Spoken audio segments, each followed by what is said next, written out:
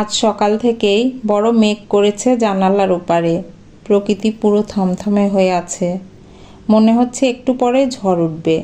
সে যাই হোক, নিজের জন্য এক কাপ চা বানিয়ে বেলকনিতে এসে দাঁড়ায় চাঁদনি। শোবার ঘরে ওর মেয়ে তুতুল তখনও অঘরে ঘুমাচ্ছে। ঝড় বাতাসের আগাম খবর শুনে আজ ইচ্ছে করেই ওকে স্কুলে পাঠায়নি ও। নিজের গানের রেওয়াজেও মন বসছে না। আচ্ছা, ঝড় কি শুধু প্রকৃতিতেই ওঠে? গরম চায়ের কাপে চুমুক দিতে দিতে ভাবে চাঁদনি। অতীতের স্মরণী বরাবর ভেসে চলেও। এককালে যে সুতনু চাঁদনির গান শুনে প্রেমে পড়েছিল, বিয়ের কিছুদিন পর থেকেই সেই গান নিয়েই শুরু হলো তীব্র অশান্তি। ভদ্রবাড়ির বউদের বাইরের জলসায় গান গাইলে নাকি পরিবারের সম্মানহানি হয়।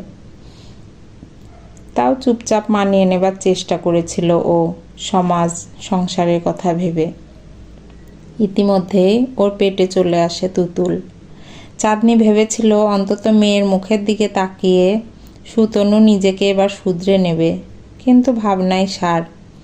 আসলে ভাবনা আর বাস্তবতার মাঝে মেলবন্ধনকারী সাঁকোটার যে বড্ড ফারাক, সেটা পরে বুঝেছিল চাঁদনি।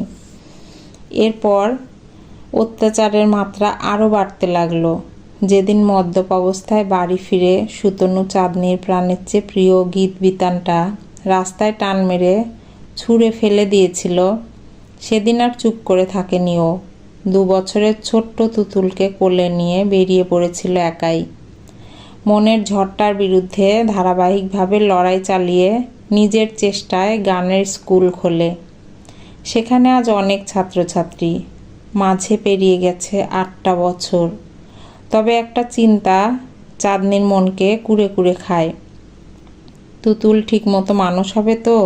বাবার মতো কুৎসিত চিন্তাধারা ওর মধ্যে আসবে না তো?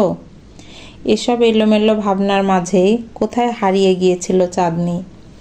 হুঁশ ফেরে ভেসে আসা জলের গুঁড়োতে শোবার ঘরের দিকে পা বাড়িয়ে চমকে ওঠে ও। তুতুল কোথায় গেল?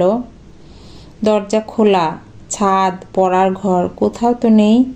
চিন্তায় হাত পা ঠান্ডা হয়ে আসছে চাঁদনির।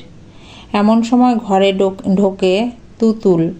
সঙ্গে হাত ধরে আছে ওর বয়সী একটা মেয়ে, পরনে মলিন ফ্রক জামা। পেছনে এক মহিলা জড়সড়ভাবে দাঁড়িয়ে, আর একটা কুকুরছানা, তাও অনেকটাই ভিজে গেছে বেচারি। মেয়েটাকে ওদের বাড়ির বাইরে মাঝে মধ্যে এক্কা দোক্কা খেলতে দেখেছে চাঁদনি। ও কিছু বলার আগেই সেই মহিলা বলে, বিশ্বাস